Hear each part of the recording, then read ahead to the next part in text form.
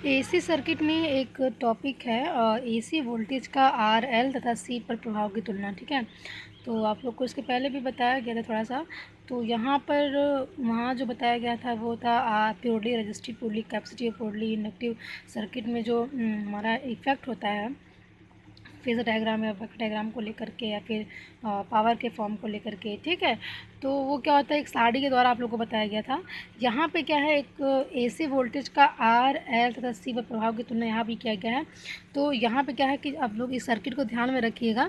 जो ये circuit diagram are का क्या होता है, एल का क्या होता है, सी का होता है, एक सारणी में बताने की पूरी कोशिश की गई है इसमें कि जो हमारा आर होता है यानी कि जो रेजिस्टेंस होता है, जो circuit diagram purely resistive circuit का ये सर्किट डायग्राम होता है, इंडक्टिव का ये होता है एल, और सी का क्या होता है, कैपेसिटिव का ये सर्किट डायग्राम होता है। उसका लिए फेज़, जैसा कि आप लोगों को पता है, फेज़ डिफरेंस 0 होता है प्योरली रजिस्टिव सर्किट के लिए, और इसका फेज़ डिफरेंस 90 डिग्री होता है, इसका 90 डिग्री लीडिंग और इसका लैगिंग। इसी प्रकार से पावर फैक्टर की बात करें इन सभी का, तो एक होता है इसका यानी यूनिटी होता है रेजिस्टेंस का, 0 होता है इंडक्टेंस का, और 0 लीडिंग होता है कैपेसिटेंस का। ठीक है, 0 लैगिंग होता है किसका, इंडक्टेंस का। पावर के फॉर्म में बात करें तो हमारा रेजिस्टेंस में P बराबर क्या होता है, वी आई, इसमें P बराबर क्या होता है, 0, इसका ही P बराबर क्या होता है, 0 होता है। ये जो कुछ फेजर डायग्राम आप लोग वेव डायग्राम आप लोग पढ़ते हैं इसके बारे में, इसको भी यहाँ पे दिखा दिया गया है कि किस प्रकार से रजिस्टिव सर्किट का वेव डायग्राम होता है, इंडक्टिव सर्किट का वेव डायग्राम और कैपेसिटिव सर्किट का वेव डायग्राम। और ये क्या है, वेक्टर डायग्राम तीनों का है। ठीक है, रजिस्टिव सर्किट का वेक्टर डायग्राम, इंडक्टिव सर्किट का वेक्टर डायग्राम और कैपेसिटिव सर्किट का वेक्टर डायग्राम। ठीक है, और ये क्या है, प्रतिरोध का मान आर है। यहाँ क्या है, इंडक्टिव सर्किट में क्या होता है, आर बराबर ओमेगा एल, यानी जो हमारा इंडक्टिव सर्किट में प्रतिरोध होता है उसको हम एक्स से रिप्रेजेंट करते हैं, और कैपेसिटिव सर्किट में जो हमारा प्रतिरोध होता है उसको एक्स से रिप्रेजेंट करते हैं, यानी एक्स बराबर 1 पर ओमेगा सी भी होता है, एक्स बराबर 1 ओमेगा एल होता है। ठीक है, तो ये सारणी के द्वारा आप लोग मतलब एक ही सारणी में इन सारी चीज़ों को आप लोग ध्यान में रख सकते हैं, इसलिए सारणी बना करके आप लोग को बताया गया है, ताकि आप लोग जो कन्फ्यूज़न थोड़ा बहुत हो यहाँ से क्लियर हो जाएगा आप लोग को। और किस प्रकार से सर्किट बनते हैं आर और एल और सी का अलग अलग, और क्या क्या इसके फेज डिफरेंस क्या होते हैं, पावर फैक्टर क्या होता है, औसत पावर क्या होता है, फेज डायग्राम क्या होता है, वेक्टर डायग्राम को क्या होता है, और प्रतिरोध का मान तीनों में कैसे होता है, कैसे निकालते हैं, किन किन चीज़ों से उसको रिप्रेजेंट करते हैं, ये चीज़ आप लोगों ने देखी। मतलब एसी वोल्टेज का आर एल तथा सी पर प्रभाव की तुलना, इस प्रकार से हम सारणी द्वारा इसको दिखा देंगे और समझ सकते हैं इसको आप लोग आराम से। ठीक है, तो चलिए नेक्स्ट हम लोग टर्मिनोलॉजी की बात कर लेते हैं, जो एसी सर्किट का। एसी सर्किट की कुछ टर्मिनोलॉजी है, जैसे कि प्रतिबाधा है, प्रतिघात है, प्रतिरोध है। ठीक है, प्रवेश्यता, एडमिटेंस वगैरह जो होते हैं, अनुकार्यता क्या होता है, इसके बारे में हम लोग समझेंगे। छोटे छोटे डेफिनेशंस इसके होते हैं और ये क्या होते हैं इससे भी हम लोग देख लेंगे अभी।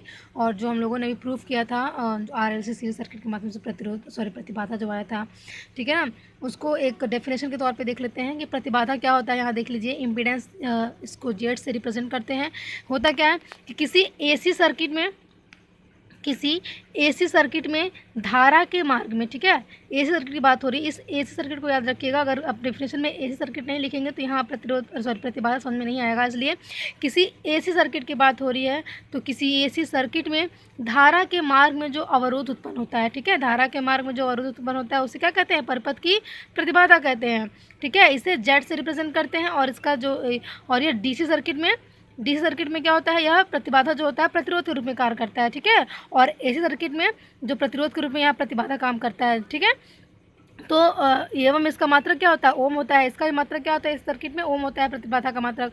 Z इक्वल टू होता है √R² plus x²। Impedance triangle जो हम लोग निकाले थे उसके माध्यम से Z बराबर क्या हो जाएगा, √R² प्लस x² हो जाता है।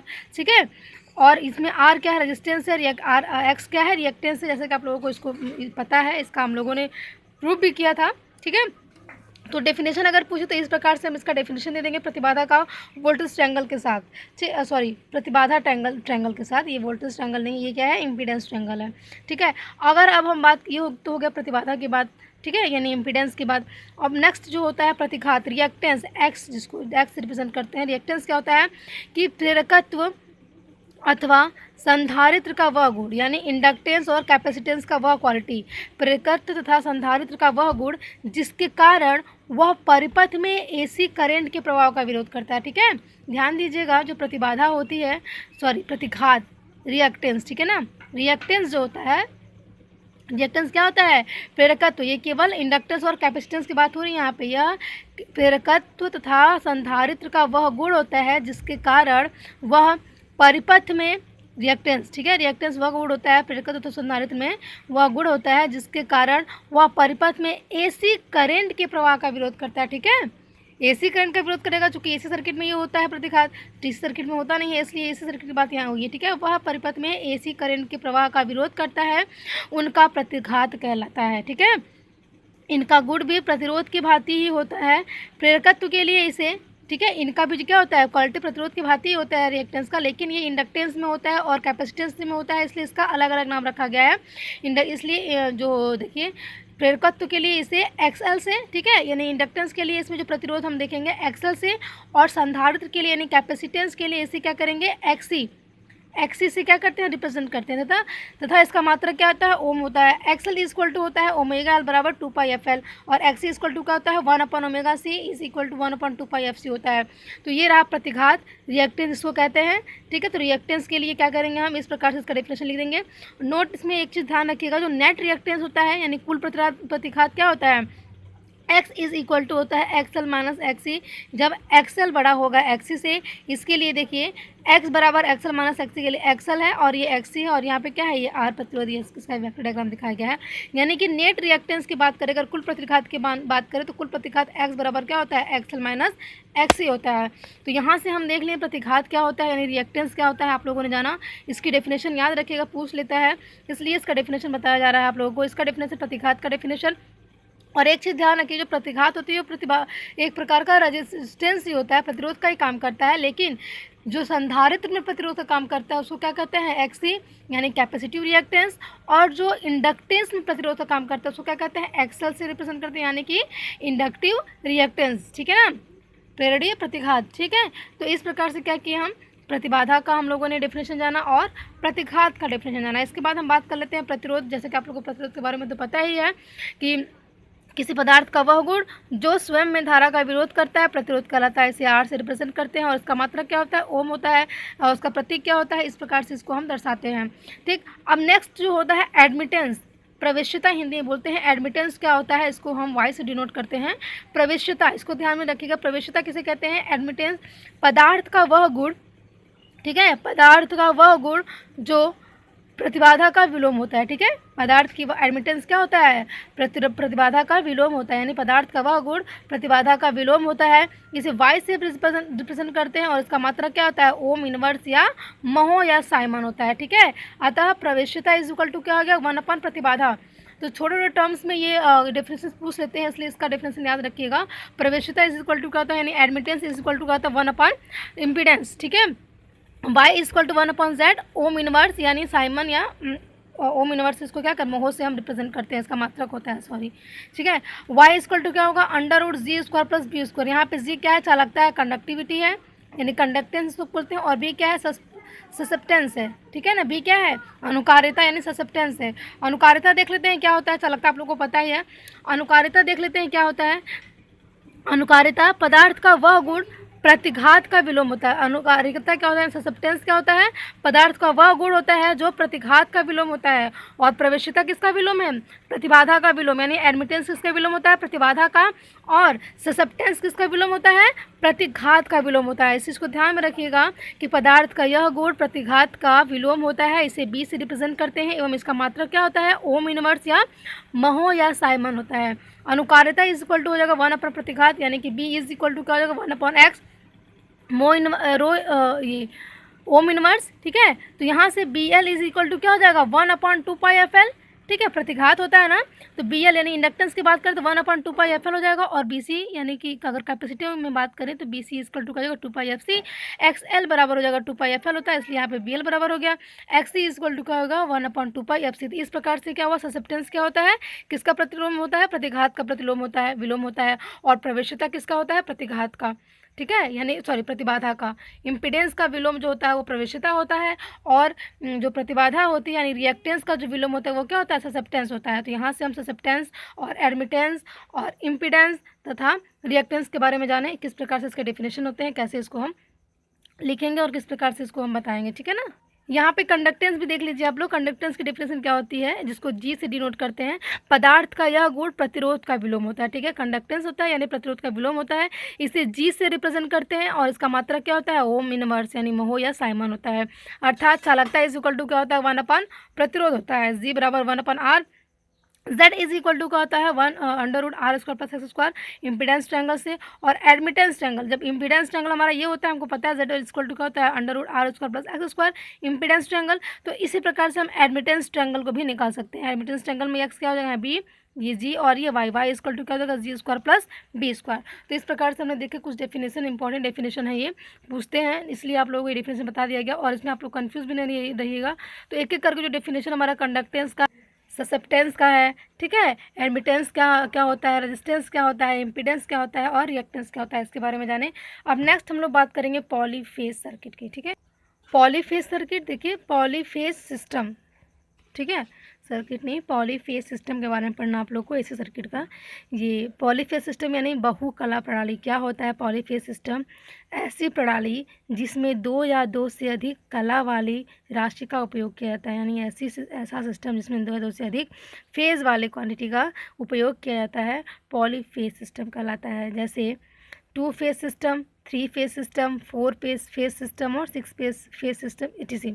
तो इस प्रकार से यहाँ जो पॉलीफेज सिस्टम है, इसको समझने का प्रयास कीजिएगा। हमारे पास N और S दो चुंबक हैं, इनमें जो ये R, एक R फेज यहाँ दिखाया जाएगा, ये फेज जो है R का है, ये है Y फेज और ये है V फेज, RYB तीनों फेज को यहाँ दिखाया गया है।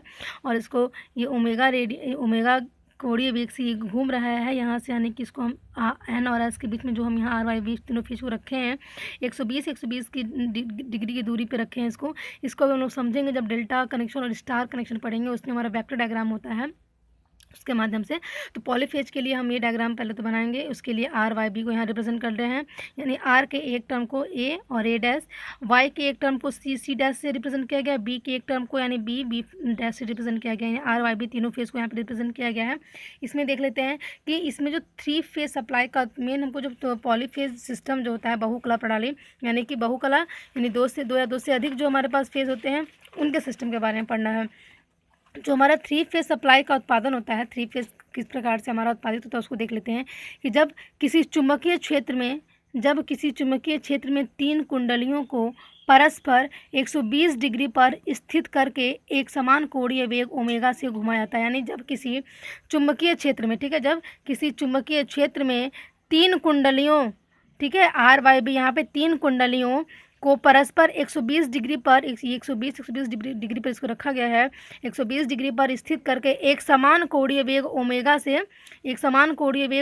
से घुमाया जाता है, तब तीनों कुंडलियों में एक समान विद्युत वाहक बल EMF उत्पन्न होता है तथा इन कुंडलियों को स्टार कनेक्शन या डेल्टा कनेक्शन में संयोजित करके 3 फेज सप्लाई प्राप्त की जा सकती है तथा इसे 3 फेज सप्लाई में प्राप्त, इसका जो 3 फेज सप्लाई जो होता है, सप्लाई में प्राप्त जो वोल्टेज होता है, ठीक है, इसका जो 3 फेज सप्लाई में प्राप्त वोल्टेज होता है उसको इस टर्म्स में हम लिखते हैं VR इक्वल टू, यानी R फेज का वोल्टेज अगर हमको निकालना होगा तो VM साइन ओमेगा टी हो जाता है, तो 120 डिग्री पे है। और Y फेज यानी R और Y के बीच में कितना है, 120 डिग्री का डिस्टेंस है, तो VY बराबर क्या हो जाएगा, VM sine omega T minus 120 degree, और VB इक्वल टू क्या हो जाएगा, VM sine omega T minus 240 degree, ठीक है ना। तो इस प्रकार से क्या करते हैं हम, 3 फेज सप्लाई में जो वोल्टेज होता है हमको ये तीन वोल्टेज मिलते हैं हमको, VR VY VB RYB तीनों फेज में जो हमारा वोल्टेज मिलेंगे वो इस इक्वेशन के फॉर्म में मिलेंगे, ठीक है। तो ये जो पॉलीफेज सिस्टम होता है, बहुकला प्रणाली, इस प्रकार से हम इसको देखेंगे। और तो इसमें जो हमारा आया है मेन आप लोग को पढ़ना है स्टार कनेक्शन और डेल्टा कनेक्शन, ठीक है ना, स्टार कनेक्शन और डेल्टा कनेक्शन पढ़ना है। देखिए, कनेक्शन ऑफ 3 फेज की अगर हम बात करें तो 3 फेज प्रणाली को निम्नलिखित 2 प्रकार से संयोजित किया जाता है, पहला स्टार कनेक्शन और दूसरा डेल्टा या मैश कनेक्शन द्वारा, ठीक है। तो स्टार कनेक्शन और डेल्टा कनेक्शन में हम क्या करेंगे, 3 फेज सिस्टम को पढ़ेंगे, यानी कि 3 फेज सिस्टम को किन किन प्रकारों से संयोजित किया जाता है उन प्रकारों को हम देखेंगे। इनका जो वेक्टर डायग्राम होता है वो क्या होता है उसको भी देखेंगे, क्योंकि जो हमारा कनेक्शन होता है इन्हीं दोनों प्रकार से कनेक्शन होता है, ठीक है। काफ़ी इंपॉर्टेंट चैप्टर है ये, और ये टॉपिक काफ़ी इंपॉर्टेंट है, ये हमेशा पूछता है और ये आप लोग को जानना बहुत ज़रूरी है, ठीक है। तो इसके लिए सबसे पहले हम बात करते हैं स्टार कनेक्शन का। स्टार कनेक्शन क्या होता है, कि 3 फेज स्टार कनेक्शन में तीनों कुंडलियों के एक समान सिरों को एक साथ संयुक्त करते हैं। ठीक है, स्टार कनेक्शन, देखिए ये स्टार कनेक्शन यहाँ पे दिखाया गया है, यानी कि 3 फेज स्टार कनेक्शन में तीनों कुंडलियों को एक साथ एक समान सिरे को एक साथ संयुक्त करते हैं तथा जिस बिंदु पर तीनों कुंडलियाँ संयुक्त होती हैं उसे उदासीन बिंदु पॉइंट कहते हैं। ये देखिए, ये A1 और A2, B1 B2 C1 C2 क्या है, एक जगह पे कनेक्टेड है तीनों का, एक जो इसका टर्म्स है, एक एक सिरा क्या है, एक जगह पे यहाँ कनेक्टेड है। ठीक है, तीनों कुंडली संयुक्त होती हैं तो उसे उदासीन, जहाँ पे ये तीनों पॉइंट एक जगह आके मिल रही हैं उसको क्या कहते हैं, न्यूट्रल पॉइंट कहते हैं। ठीक है, इसको क्या कहेंगे हम, न्यूट्रल पॉइंट कहते हैं। तथा आइडियल कंडीशन में न्यूट्रल पॉइंट पर कोई वोल्टेज या करंट प्राप्त नहीं होती है। जब आइडियल कंडीशन होता है, यानी कि कोई जब बैलेंस कंडीशन होता है उस दौरान हमारा यहाँ पे क्या होता है, कोई भी करंट फ्लो नहीं होती है न्यूट्रल में। ठीक है ना। तो स्टार कनेक्शन का सर्किट हम इस प्रकार से बनाएंगे, यानी आर, ये वी आर है, आर फेज को इस प्रकार से दिखाएं, वाई फेज को इस प्रकार से दिखाएंगे, बी फेज को इस प्रकार से दिखाएंगे। तो आर वाई बी तीनों फेज के एक एक सिरे को क्या करेंगे, एक जगह हम यहाँ पे कनेक्ट कर दिए, तीनों को यहाँ जोड़ दिए, यानी यहाँ पे जो हमारा ज्वाइंट मिला वो क्या है, न्यूट्रल पॉइंट मिला है। ठीक है, और आर का एक तार जाएगा, एक लाइन वाई की जाएगी और एक लाइन बी की जाएगी, आर वाई बी 3 फेज, और एक हमारा पॉइंट क्या मिला हमको, न्यूट्रल मिला। तो यहाँ आर में क्या होगा, वी आर वोल्टेज प्रोड्यूस होगा, वाई फेज में वी वाई वोल्टेज प्रोड्यूस होगा, और बी फेज में वी बी वोल्टेज प्रोड्यूस होगा। यानी कि यहाँ देखिए हम वी आर यानी आर फेज के वोल्टेज को A1 और A2 दो सिरा है इसके रिप्रेजेंट किया गया है, वाई फेज को B1 B2 से और बी फेज को C1 C2 से यहाँ पर रिप्रेजेंट किया गया। ठीक है, न्यूट्रल को यहाँ पे अर्थिंग कर दिया जाता है, ये अर्थ पॉइंट आपको दिखाया गया है, ये एन क्या है, न्यूट्रल है। ठीक है, तो अगर हम बात करें, ये देखिए आर फेज, वाई फेज और बी फेज और ये कि न्यूट्रल का तार है। ठीक है, तो हमारा जो ये आर फेज और वाई फेज, ठीक, इन फेज टू फेज लाइन और लाइन के बीच में जो होता है, यानी आर और वाई फेज में वी आर वाई बराबर क्या होता है, लाइन वोल्टेज। यानी हमको अगर लाइन वोल्टेज निकालना होगा तो एक फेज से दूसरे फेज के बीच में हम क्या करते हैं, लाइन वोल्टेज निकालते हैं। ठीक है, लाइन वोल्टेज के लिए क्या करना पड़ेगा, आर फेज और वाई फेज से हम line voltage V R Y बराबर क्या होता है, वी एल, यानी लाइन वोल्टेज निकालते हैं। और यहाँ देखिए आर फेज में आई आर करंट फ्लो होगी, वाई फेज में आई वाई करंट फ्लो होगी और बी फेज में आई बी करंट फ्लो होगी। न्यूट्रल में कोई करंट फ्लो नहीं होगी क्योंकि ये आदर्श कंडीशन यहाँ पे दिखाया गया है।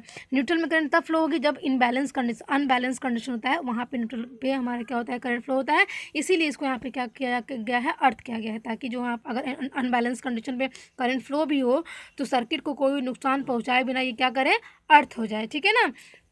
तो ये इस प्रकार से क्या करेंगे, इसको हम लोग ड्रॉ करेंगे स्टार कनेक्शन के लिए। इस प्रकार से स्टार कनेक्शन हम लोग करते हैं। ये देखिए लाइन 1, लाइन 2, लाइन 3 रिप्रेजेंट किया गया है, आर वाई बी तीनों फेज का। लाइन वोल्टेज क्या होता है, एक फेज से दूसरे फेज के बीच में हम क्या करते हैं, लाइन वोल्टेज निकालते हैं। ठीक है, और यहाँ से देखिए स्टार कनेक्शन ऑफ 3 फेज हो गया। तो इस अगर डायग्राम में बात करें तो चित्र में क्या है कि 3 कुंडलियों के प्रारंभिक सिरों A1 B1 तथा C1 को एक बिंदु, देखिए A1 B1 और C1 को एक पॉइंट N पर या न्यूट्रल पॉइंट पर क्या किया गया है, कनेक्ट किया गया है। तथा यही N पॉइंट क्या है, न्यूट्रल पॉइंट कहलाता है। ये N पॉइंट क्या कहलाएगा, न्यूट्रल पॉइंट कहलाएगा।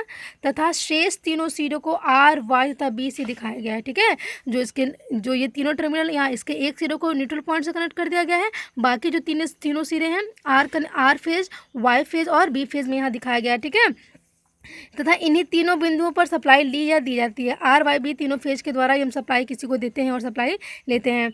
ठीक है, तो चूँकि इस सिस्टम में न्यूट्रल पॉइंट से भी एक तार निकलता है, इसलिए इसे क्या कहेंगे, 3 फेज 4 वायर सिस्टम भी कहते हैं। स्टार कनेक्शन को 3 फेज 4 वायर सिस्टम कहते हैं क्योंकि आर वाई बी 3 फेज हमारे पास है। ठीक है, लेकिन तार कितने हो जाएंगे, आर का एक तार, वाई का एक तार, बी का एक तार और एक तार किसका, न्यूट्रल का, इसलिए यहाँ पे 3 फेज 4 वायर सिस्टम इसको बोलते हैं हम। ठीक है, तो इस प्रकार से ये क्या है, स्टार कनेक्शन ऑफ 3 फेज। और इस प्रणाली में न्यूट्रल तार को अर्थ से कनेक्ट कर दिया जाता है, जिससे प्रणाली की अर्थ से इसको इसलिए कनेक्ट करते हैं न्यूट्रल पॉइंट को, ताकि जो अनबैलेंस कंडीशन हो उस अनबैलेंस कंडीशन में अनबैलेंस जो करंट फ्लो हो वो न्यूट्रल वायर के द्वारा अर्थ में चली जाए तथा प्रणाली की स्थिरता बढ़ जाती है। ठीक है, और संतुलन की अवस्था में यानी कि बैलेंस कंडीशन में क्या होता है कि न्यूट्रल वायर में कोई भी करंट फ्लो नहीं होती है, अर्थात IN इज इक्वल टू क्या होता है, 0 होता है। तो अभी हम लोग देखते हैं ये स्टार कनेक्शन किस प्रकार से हम बनाएंगे। ठीक है, और ये रहा स्टार कनेक्शन आप लोग का, यानी इस प्रणाली में न्यूट्रल को अर्थ क्यों किया जाता है ये भी देख लिया आप लोग, क्योंकि अनबैलेंस कंडीशन में जो अनबैलेंस करंट फ्लो हो वो न्यूट्रल वायर के द्वारा अर्थ को चली जाती है और प्रणाली की स्थिरता बढ़ जाती है। बैलेंस कंडीशन में न्यूट्रल वायर में कोई धारा नहीं फ्लो होती है, इसलिए आयन इक्वल टू क्या होता है, 0 होता है। अतः IR plus IB Kirchhoff current law के हिसाब से क्या हो जाएगा, यहाँ पे 0 हो जाएगा। ठीक है, तो ये तो रही स्टार कनेक्शन, किस प्रकार से स्टार कनेक्शन देते हैं 3 फेज़ में। ठीक, तो अब हम लोग बढ़ेंगे स्टार कनेक्शन में लाइन वोल्टेज और फेज़ वोल्टेज के मध्य संबंध। ठीक है, लाइन वोल्टेज और फेज़ वोल्टेज के मध्य संबंध क्या होता है स्टार कनेक्शन में, यानी कि लाइन वोल्टेज और फेज़ वोल्टेज में हो रहा है। लाइन वोल्टेज हमारी ये होगी VRY, फेज़ क्या हो गया I, फेज़ वोल्टेज इसमें देखिएगा, फेज़ वोल्टेज क्या होता है R फेज़ और न्यूट्रल के बीच में, एक फेज़ और एक न्यूट्रल, R फेज़ है और क्या है ये न्यूट्रल वायर है, एक फेज और एक न्यूट्रल के बीच में क्या होता है फेज़ वोल्टेज हम निकालते हैं। अगर हमको फेज़ वोल्टेज निकालना होगा तो एक फेज और न्यूट्रल के बीच में हम फेज़ वोल्टेज निकालेंगे। लाइन वोल्टेज के लिए क्या करते हैं, दोनों फेज के बीच का हम वोल्टेज निकालते हैं, वो हमारा लाइन वोल्टेज होता है। तो यहाँ VPH क्या है, फेज़ वोल्टेज है। ठीक है, तो यही बात हो रही है कि यहाँ पे हम बात करेंगे लाइन वोल्टेज और फेज़ वोल्टेज के मध्य संबंध क्या होता है। लाइन वोल्टेज और फेज़ वोल्टेज के मध्य संबंध देखिए इस वेक्टर डायग्राम के द्वारा भी हम लोग समझेंगे। ये जो हमारा है यहाँ पे स्टार कनेक्शन में एक फेज़ तथा न्यूट्रल के मध्य के वोल्टेज को फेज़ वोल्टेज कहते हैं, यानी स्टार कनेक्शन में एक फेज़ R फेज़ है। ठीक है, एक फेज़ और एक न्यूट्रल के मध्य के वोल्टेज क्या कहते हैं, फेज़ वोल्टेज कहते हैं। तथा प्रत्येक फेज़ में धारा को, प्रत्येक फेज में धारा होती है उसको क्या कहेंगे, फेज करंट बोलेंगे। इस फेज में IR है तो यानी कि फेज करंट हो जाएगी, R की फेज करंट, Y की फेज करंट और B की फेज करंट। इस प्रकार से क्या करेंगे हम, प्रत्येक फेज में धारा को, प्रत्येक फेज में धारा को फेज करंट यानी I फेज कहते हैं, एवं किन्हीं दो लाइन के बीच के वोल्टेज को लाइन वोल्टेज। देखिए लाइन 1 है, line B, line 3, sorry line 1, line 2, line 3, तो यहाँ पे क्या बोला गया है, तो यानी कि किन्हीं दो लाइनों के बीच की वोल्टेज को क्या कहेंगे, लाइन वोल्टेज कहते हैं। यानी कि लाइन 1 और लाइन 2 इन दोनों के बीच की वोल्टेज क्या कहेंगे, यानी इनके बीच में अगर वोल्टेज निकालेंगे तो क्या होगा, ये लाइन वोल्टेज कहलाएगा हमारे यहाँ पे। तो यही बताया गया है कि दो लाइनों के बीच की वोल्टेज को लाइन वोल्टेज VL, तो प्रत्येक लाइन में करंट को क्या कहेंगे, लाइन करंट कहते हैं। ठीक है ना, IL।